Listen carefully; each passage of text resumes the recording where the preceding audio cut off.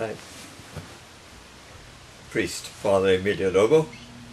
Well, the full name is Emilio Sebastian Lobo. Emilio, I'm named after my godfather, my mother's brother. He's my godfather. And Sebastian, because I was born on the 20th of January, which is the feast day of Saint Sebastian, born in Zanzibar, which is called part of Tanzania. It's a bit of a joke, I personally think. You know, Tan is for Tanganyika, Zan for Zanzibar, a union that in practice doesn't exist. Born in Zanzibar in 1927, 20th of January. My father is Victor Lobo. He was born in Goa and came to finally, traveling through quite a few countries, he landed up finally in Zanzibar, where he got married to Elvina de Souza, whose father had been Peter de Souza, and was married to the daughter of Pereira. Well, there's a whole story behind that as well, which has been told already. As far as we're concerned, I have two brothers, Philip and Jules. Philip is the elder. He was born in 1924, June 13th, Feast of St. Anthony, so he carries the name of Anthony as well. Jules was born in 12th April 1929, and he's Jules Lawrence Lobo, for all I know. The three of us, well, grew up in the same home in Zanzibar. Incidentally, my two brothers said they disowned me because they were born at home with the help of a midwife. I was born in the hospital.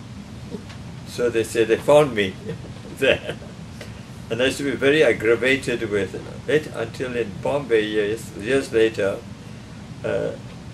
lady, doctor said, oh, Emilio, don't worry about it. Tell your two brothers they came into the family willy-nilly. You were chosen. Anyhow, the three of us grew up in Zanzibar, and then it started off with a little quarrel in a convent. We went to school to the St. Joseph's Convent at that time, which was a good school, but on its way to becoming a great school. And went to school there, my elder brother Philip and myself. And then, why did we go to Seychelles? There's a background there, but what triggered off in our case the whole business was that Philip, one day during recreation, found some kind of a ivory flower or ivory flower on the ground, and he was only 7 or 8 years old, and took it home. So, and when he went home, showed it to my father and mother, and they said, "Where did you find that?" So the next morning, he says, "You take it home, take it back to the school, and give it to the teacher, and say I found this."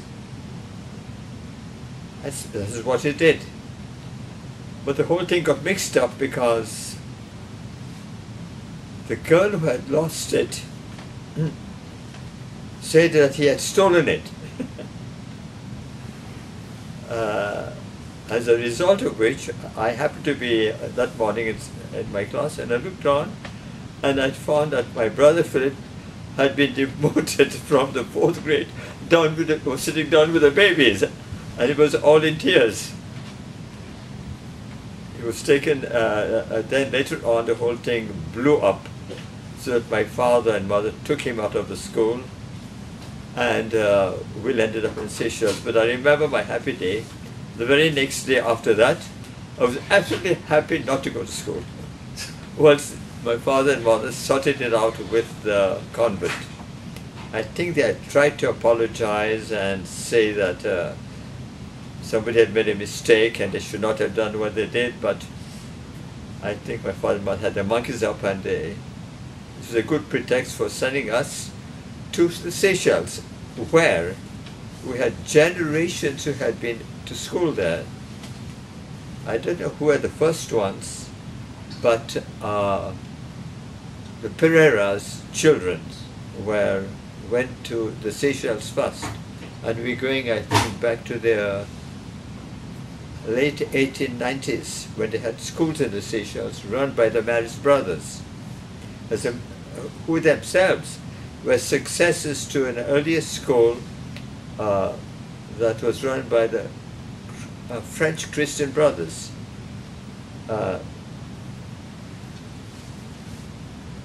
So we they went there to the school, and later the school was transferred to the town proper, which came to be known as St. Louis College.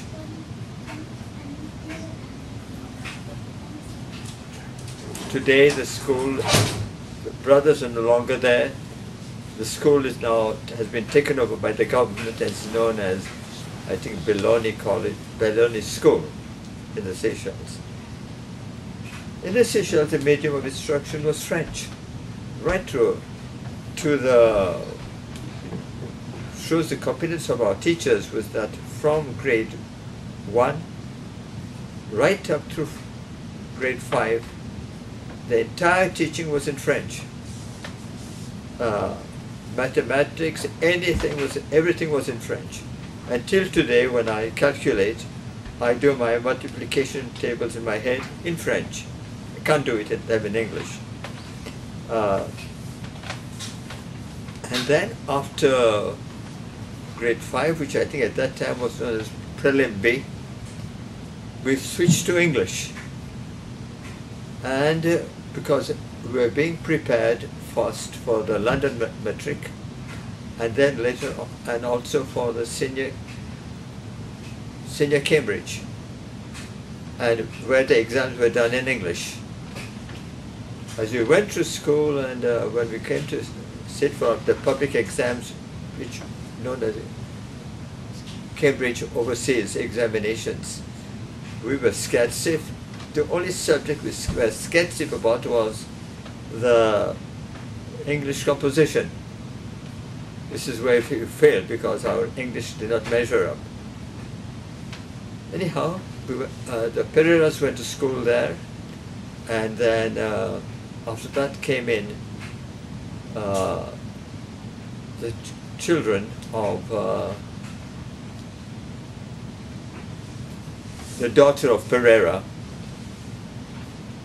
who was married to Peter de Souza, the eldest being my mother, Elvina de Souza, then Ruth, who is the mother of Stanley and Tina and Ida, not necessarily in that order,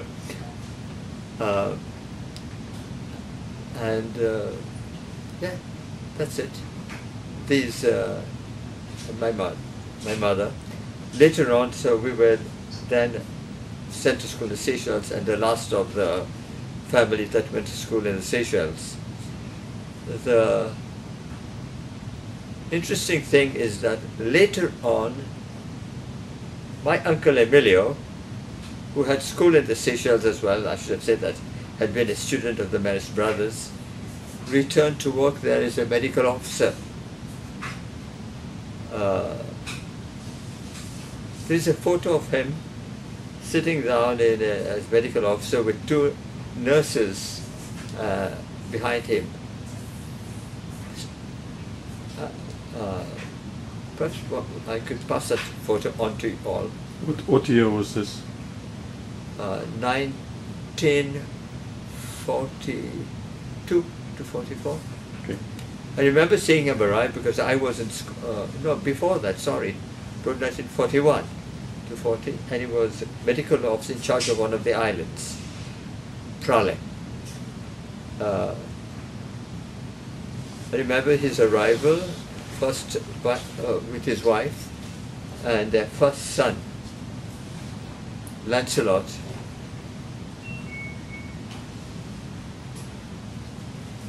And something more is that the original school was in a place called As Royal.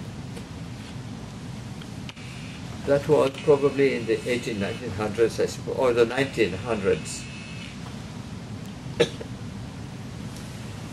Later on, I became parish. I returned to work in the Seychelles much later on, in 1980s, I think, 1986.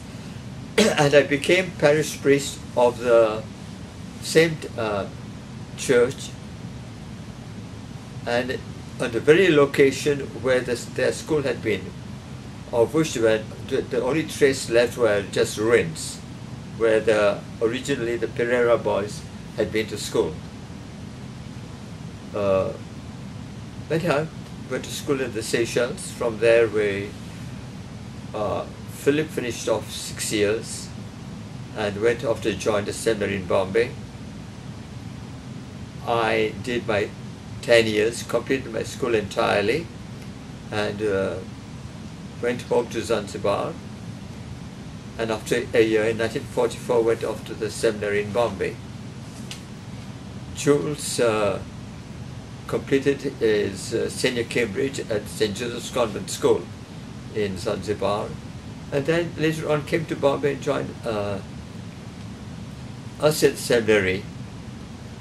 A year later, Jules left, and he got on famously very well with the music master, who could not stand me.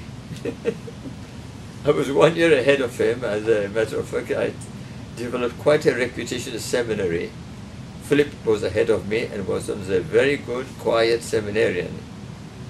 Then I arrived, and as one of the older seminarians said to me, "Why don't you behave yourself? Says, you've destroyed the Lobo reputation in the seminary." Then came Jules after that, and he got also very well with one of the professors. Anyhow, a year later, the rector decided that Jules really did not have a vocation, that he merely followed his brothers in and said he should leave. And they made arrangements for him to stay. We had no one in Bombay, with a local family. The funny part about it all is that later on, when I ran into the rector, he said to me, "Well," he says, "who are you?" he said. "Father Usher still has it in for you." The music master. He said, "Why?" I said, "Well, what happened was this. Jules went to say goodbye to him and told him he was leaving. And he wanted to know why. He said, "Well, the rector says I don't have a vocation, I have to go. And I'm going." And he left. They said goodbye, and he left. He had barely through the doors when Father Usher ran up to the rector and said, "This is a madhouse. You threw out the wrong brother." Well, anyhow, he could have been right, because I'm digressing from the story. Later on, I did finished my philosophy, and then did a regulation 2 years of teaching in a parish school, and later on learned Marathi, which I hated because I was determined to go to Africa to work, and I did see the point of making me learn Marathi when I was determined not to use it. Anyhow, returned to seminary, completed the regulation. No, did not complete. Halfway, I decided that I didn't want to become a priest. It was too much of a mess, and it was too much of responsibility. My poor brother Philip was in tears and went and saw the rector, who couldn't persuade me, said, no, I'm not so sure. I think so I was summoned by the Archbishop of Cardinal Gracious, wanted to know why I wanted to leave. And I had my answer. I said, I have trouble saving my own soul.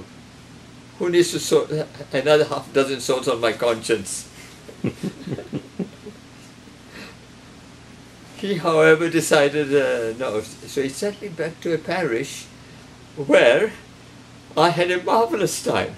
As a matter of fact, a place called Villa Pala, where precisely the brother of Altina and Stanley and Ida was staying. So I had a marvelous time. I had relatives there, well, this is how it works out. Usually they're very strict about the behavior of seminarians, and they shouldn't move around too much and be too worldly. When I got there to the parish from the seminary, for halfway through my theology, I discovered that the parish priest was told, look, we've got to save this man's vocation, so let him see what a parish is about. So I was given a work in the school, and then said, in the evening, do whatever you want, only come back in time for supper. I had a marvelous time, especially when I discovered I had relatives who were welcoming me into the house.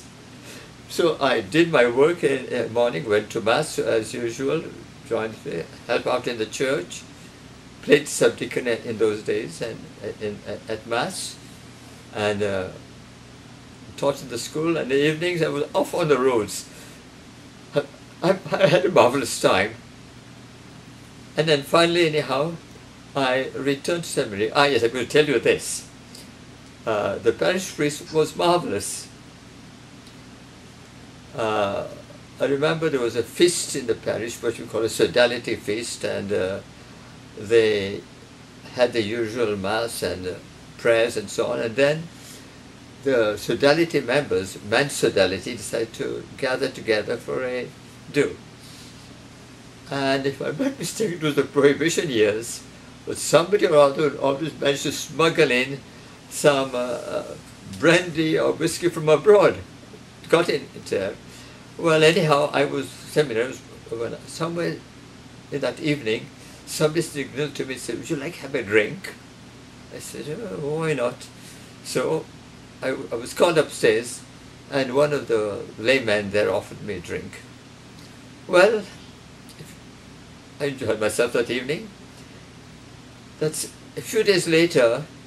Again, I was roaming the roads, and then came back to the rectory, to the priest's house, and was waiting to came in for supper. And when I came in for supper, the parish priest called me in and said, where have you been? I said, well, I've been roaming. He said, well, I want you to come a bit earlier. He says, not just in time for supper. I said, why? He says, get into my room. And he asked me a question. He says, do you drink? I said, well, Father, it depends what you mean by drink. Somebody gives me a drink, I'll take it. He says, you mean a hard liquor? I said, well, I like it. Do you like it? I said, yes. He said, are you sure? I said, yes. Well, he said, were you drinking last night?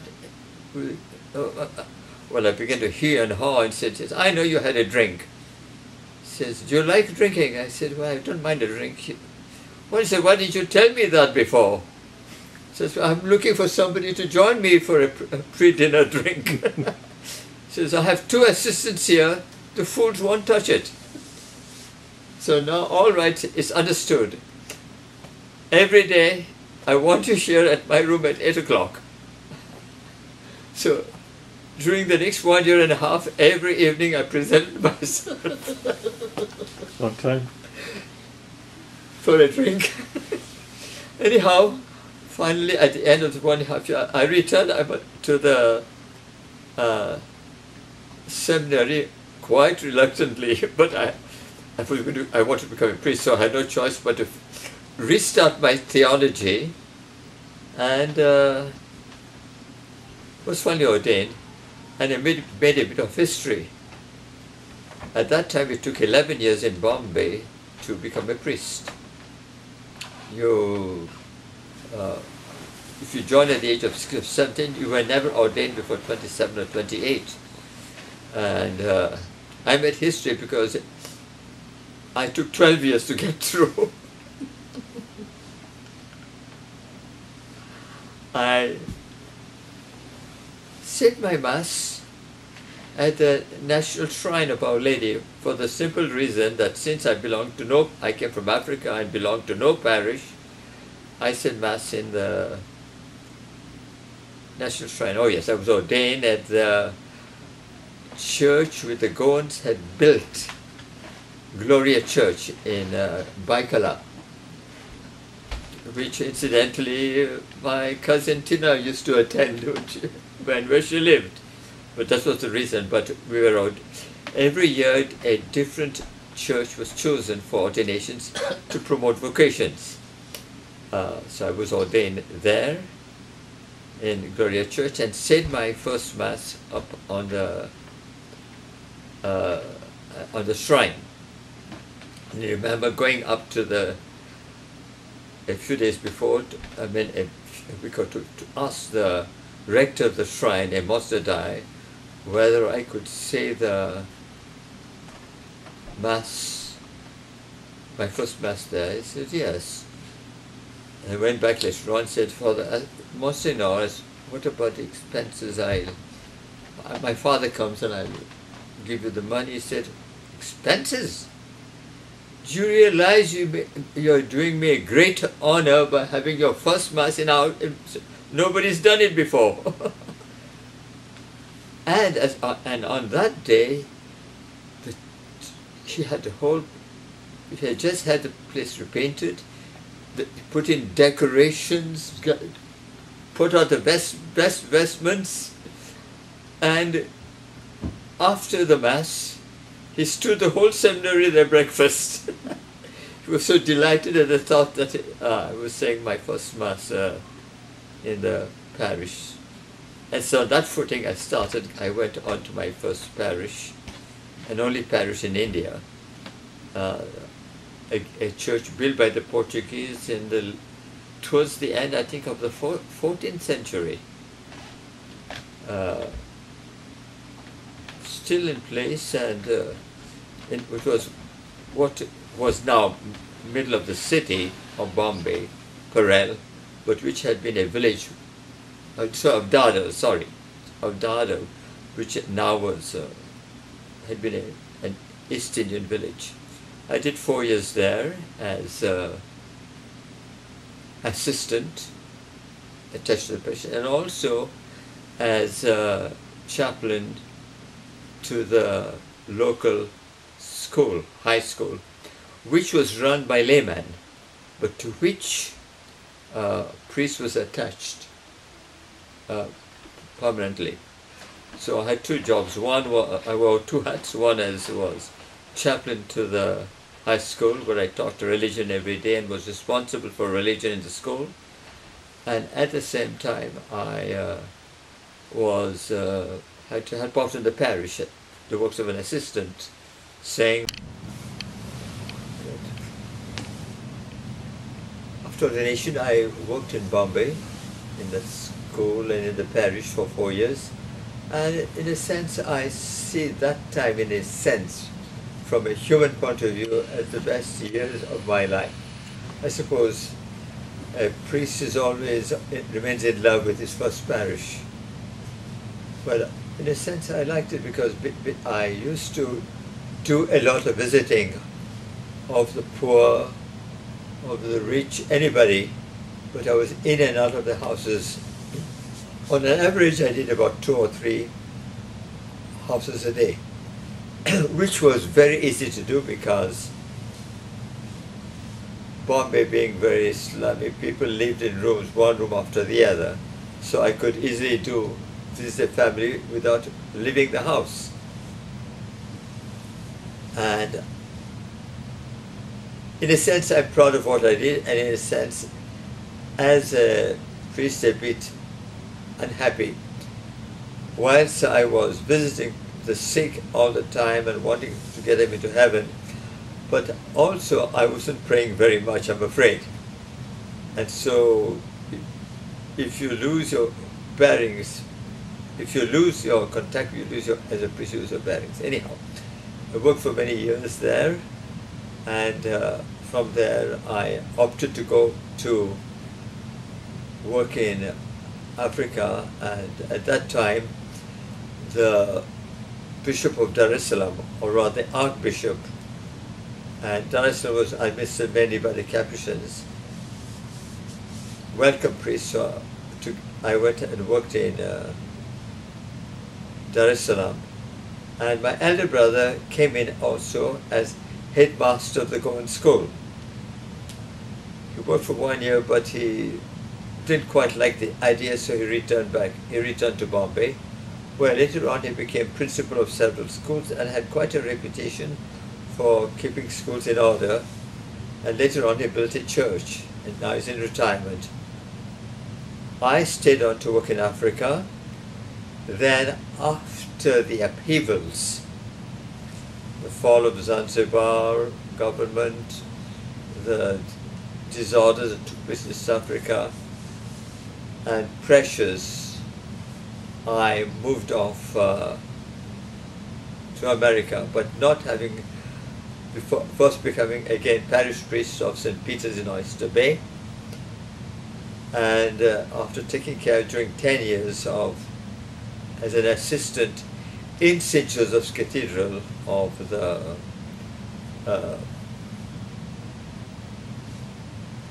parish work, as an assistant.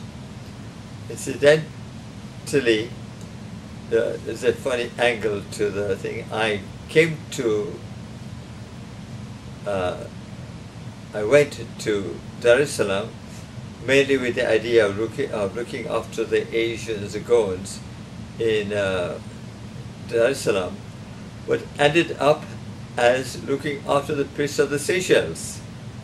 I mean, sorry, the priests of the Seychelles, of the parishioners, people of the Seychelles who had settled down in Tanganyika. The reason being is that I spoke the language fluently, both French and Creole, and I suppose after 10 years of growing up in the Seychelles, I was more of a Seychelles. I might be an Indian Goan by culture, but by blood, but I was more of culture of the Seychelles. When I stayed there, and with the upheavals, I finally had to leave and went off to America, where after a period of 6 years, I became an American citizen, worked in Boston in several parishes as an assistant, and managed during that time in the 60s, when I arrived in 70s, so it would have been approximately, what, 50, somebody tell me? 55 thereabouts. No, but 40? 1969? 69. 27, 42? Yep. I actually went to college, and working hard, I managed to acquire 2 degrees in psychology, which, instead of making me liberal, made me more conservative than ever. As I wrote a bit of a thesis at one point, and I had been arguing with my Jesuit professor, and what the name of the article was, What's New? All I pointed out was that all the findings in psychology today, which have such new names as conditioning and name it, and Freud's famous id and superego, the church has been teaching the same thing for the last 2,000 years under different names. As one of the professors said to me, the wisdom of the church, pick up any of the old books in moral theology by Liggery or Jenico or Naldin, any of in moral theology, pick up books on the spiritual life by Tanqueray and the great writers like Francis Sales, and you'll find that anything that's said by psychologists today with new labels has only been said by the church. And suddenly that's what dawned on me, that I knew most of the stuff, but it was a system which the church had put in, which makes me think of how right Benedict XVI is.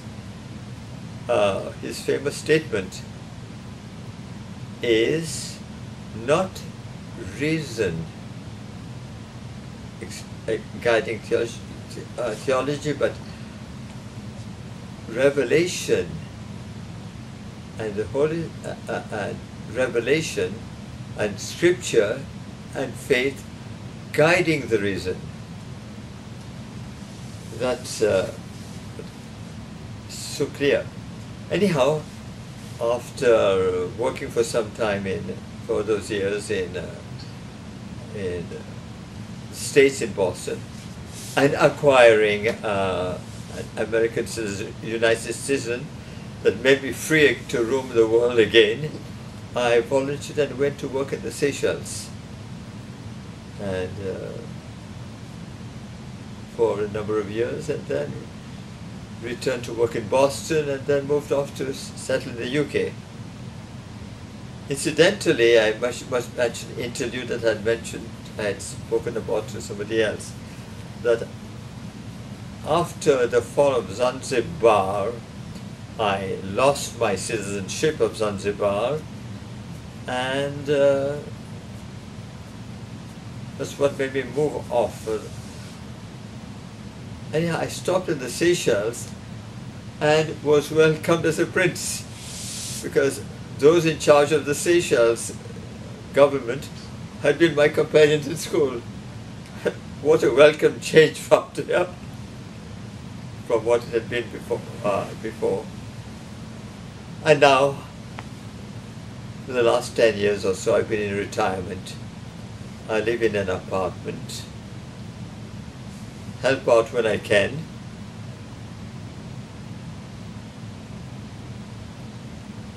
If more on request, people come to me. I must say this much, that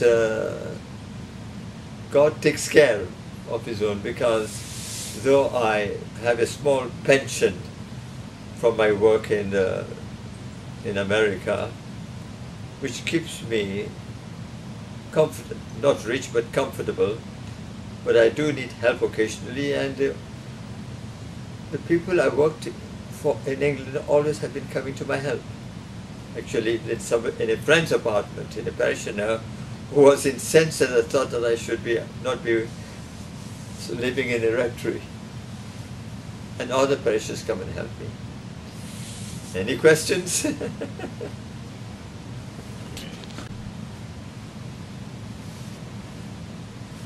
People have asked me at times, what do I miss most?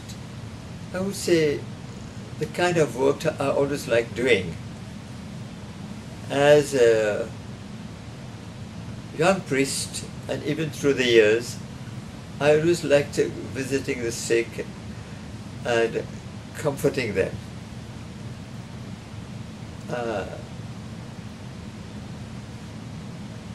Say what you want. When somebody is very sick, man, or woman, child, somehow or other they know they need comfort from elsewhere, and they see in the priest the man who is God's representative. You walk in, you talk to them, and they welcome that comfort. I'm being selfish perhaps, but I also love visiting, and I used to, as a young priest and later on, going to hospital or going to and sitting by the bedside and talking to them, trying to comfort them, giving them, passing them to what God would have to say to them and how to handle. Very often there's no cure in sight. And how then you deal with this illness or any kind of bereavement. As a priest in a parish, I was free to go in and out of people's houses. Now it's not so easy, especially that now with my legs giving way under me, I don't see so many sick people. Occasionally I've had a bit of comfort. I remember a few years ago I was at a grave site in India, of a man with whom I'd worked, and as I was praying with other friends there, blessing the grave, I saw a woman of about 30 smiling at me, and I was wondering why would she smile. She said she doesn't know me. She came up to me later on and said, "Father, you don't know me, but I was glad to see you. You used to be in our parish, and I was a little girl in school, but we remembered you as visiting, and then we were very sorry when you left us in Bombay to go to work in Africa. And my father fell quite sick, and my mother said, why did he go away?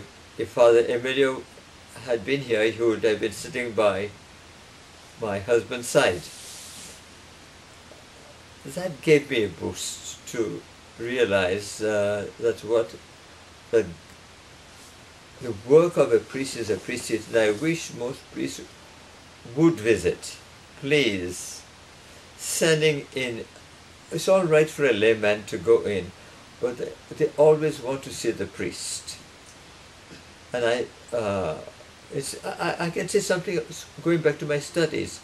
When I was doing psychology in America, there was a Jewish professor who was conducting a class on old age and what old people need. And he went on to speak about depression and how you handle depression. There were a number of priests there and nuns who were taking the same course. And suddenly he spoke about helping. And then he got, after the post, I'll say it, we were getting easy and about confession, it's a pity that confession is not used so often, and priests should encourage people. Anyhow, what he said was this: part of the question of depression is guilt. He said, I'm a Jewish professor, not of your faith as Christians, but you Catholic priests said you don't realize how much of help you can give. And he went and he said on, when a rabbi goes in and visits a sick person, or a non-Catholic minister, and the person is guilty, what the most he can say is, I pray to you that God will forgive you. God is merciful, God is kind, and God I'm sure will forgive you, and listen to your priest. So when I would deal with a Catholic, a priest said, say, why are you guilty? You have no business being guilty. You've been forgiven. Did not your priest say, I forgive you? Are you a Catholic? You believe your priest? And the priest doesn't say, may God forgive you, I'll pray. He says, I forgive you, and according to your Catholic faith, when the priest says, I forgive you, God forgives you. So why are you feeling guilty? You have no right to feel guilty. And you have a tremendous weapon in your hands. And I wish you all would use it. And that is why I'm so glad when I see a Catholic priest coming into his patients. I wish our priests would think more of that. I'm going to get someone's going to bang me on the head for saying this, but I might as well. They can't do much more. But I think it should be said.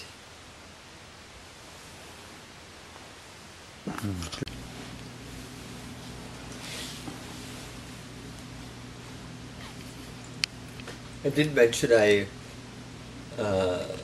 worked in Africa. As a matter of fact, I did only 4 years in India and 10 years in Dar es Salaam. Well, though I hold very good memories of Bombay, because this was my first love. But I had 10 years in Dar es Salaam, and where I did the same work of visiting people, attending to the Aga Khan Hospital, where I enjoyed talking to people and comforting them. And also, there's an interlude there where I was asked to take religion in the school. There was another priest there, Father William Menezes, who took the high classes, and I did the 2 other classes.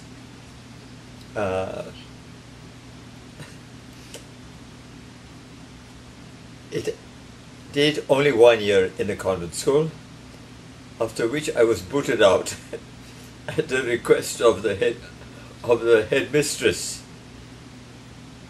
Well, what happened simply is that the bishop called me in and said, "Father, I'm sorry, you can't teach. Sister doesn't like the way you teach."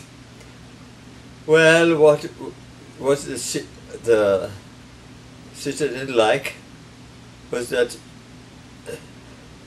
either somebody told her, or one day she found out that halfway through the religion class I stopped teaching and told the children, but my class was always quiet. I said, "Now, if you chaps haven't finished your homework, here's your chance." And read something, a novel or so, I'll clobber you. But I want to know disorder here. So teacher asked me, Mr. wants to know why I didn't teach the full hour. I said, "Sister, you talk to them, they talk to me, and they can take in so much. After 20 minutes, I think they've had enough of me and all my religion. So they're happy to listen, and I have a bargain with them. You behave yourselves, you listen to me, you answer my questions, and you know what I've been talking about, and then you can do whatever you want except turn the class upside down." And they behave always. So the sister said to me, "Only 20 minutes? I said, "Sister, I've seen you in church. 5 minutes after I've started talking, you fall asleep." In my sermon, so why bore those children? Well, the outcome of it at the end of the year, the bishop called me in, Archbishop Miranda said no, and another priest will take your place. This was a bit of a loss, because at that time, in addition to board and lodging, and they took good care of us in the mission, we also were paid 200 shillings a month. For teaching in the school, you got 300. So I was back down to only 200. I seem to have run foul of those nuns, because later on, to the First Holy Communion children, poor Sister Mary, I've asked that I should not hear the confessions of First Holy Communicants. The reason was that she worked very hard, the poor nun. You know the procedure. the children came in and I had to say, in the name of the Father and of the Son, and then, bless me, Father, this is my first confession, and then start telling their sins, and say the act of contrition, and say, thank you, all in order. By the time I started, by the time they got to it, they were absolutely nervous. So at the first, it's better to have that being drilled before. So when they came to confession to me, if I got it, when the child took him to me, I said, all right, said, in the name, and it just said, in the name of the Father, Son, Christian. This is my first confession. Now, what have you done? I'll tell you what you have done. You've been stealing sweets, haven't you? I said, yes, Father. You don't listen to your father. And I tell them, and I follow that practice right through. So, at the end of it all, and then now let's tell God you are sorry. And then give them the forgiveness and say the Hail Mary when you go outside. With the result, the child would come out saying, oh, so easy, so easy, so easy, and instead of being nervous. And all the work of Sister Miriam had gone. And I don't think she liked that very much. Anyhow, the outcome of it is that 2 years later, the parish priest called me and said, Father, I don't know what's the reason, but Sister Miriam says you ruin all her work. And incidentally, why do I do that? There's an outcome of this. Years later, that if you on the go on internet or what it is, somebody remembered me, Mervyn de Souza, the son of Altina, and he said, oh, I remember Father Emilio, he used to tell us our sins. Well, to begin with, one of the children did ask me once, how do you know? He says, well, I was a child like you. What I had said to him, so you disobey your father? Yes, you disobey your mother? You steal sugar? Steal sweets? Tell lies? And go on through this instance. How do you know that? Well, I was a child like you. But there was a method in the madness. The method of madness was that I had learnt it in the seminary from a professor who taught us pastoral theology and how to deal with, how to get the most and the best out of everybody. And what he said, what is absolutely true, it's not so much the telling of the sins that is important as to obtain the pardon. You go to confession to have a pardon. But to get pardon is a condition. You have to be truly sorry for your sins. And you have to make up your mind that you will try not to sin again. That is the condition on which God can forgive you, or the priest. Now the priest pointed out this. He says most children God forgives them, but really don't get the grace of the confession because they are so busy running through the ritual. Bless me, Father. It's just 1 week, 2 weeks, whatever is my confession. And then it goes, and the rigmarole was this. I don't listen to my father, I don't listen to my mother, I don't listen to my elder sister, I don't listen to this, and then I get angry with my father, I get with my mother, I get angry with my teacher, and it goes on and on and on, and they stumble through all that and pause, and you try to forgive them, but they have left out the most important part. I'm sorry.